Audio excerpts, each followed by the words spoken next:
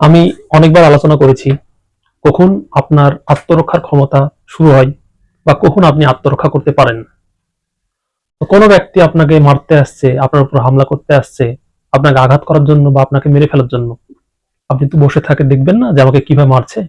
অবশ্যই আপনার সেখানে আত্মরক্ষার ক্ষমতা আছে।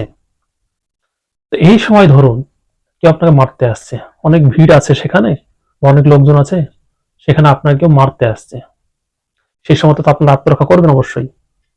সেই সময়তে আপনি আত্মরক্ষা করার সময় আপনার হাতে যে আপনাকে মারতে আসছে বা আঘাত করতে আসছে, আত্মরক্ষা করার সময় যদি অন্য কাউকে লেগে যায়, অন্য কেউ যদি আঘাত প্রাপ্ত হয়, তাহলে আপনার কি হবে?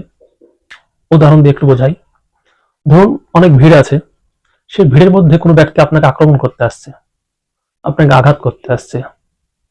সেই সময় করলেন কি, আপনি কোনো একটা ইট তুলে তাকে আঘাত করার উদ্দেশ্যে মারলেন, কিন্তু কি হলো, সেইটা মিস হয়ে অন্য কোনো ব্যক্তিকে লেগে গেল, অন্য কোনো ব্যক্তি সেটাতে আঘাত হয়ে গেল। এটাতে আপনার কি হবে? এটাতে আপনার কোনো অপরাধ হচ্ছে না, কারণ আপনি সেটা ইচ্ছাকৃত করেননি। তো ভারতীয় ন্যায় সংহিতার সেকশন 44 এই কথা বলা আছে, যদি আপনি আত্মরক্ষা করার সময় যে আপনাকে আঘাত করতে আসছে তাকে মারতে গিয়ে অন্য কোনো ব্যক্তি আঘাতপ্রাপ্ত হচ্ছে, তাহলে আপনার কোনো দোষ হবে না। তো ভারতের আইন সুন্দরভাবে বাংলায় জানতে হলে এই চ্যানেলের সঙ্গে থাকুন এবং লাইক শেয়ার করে রাখুন।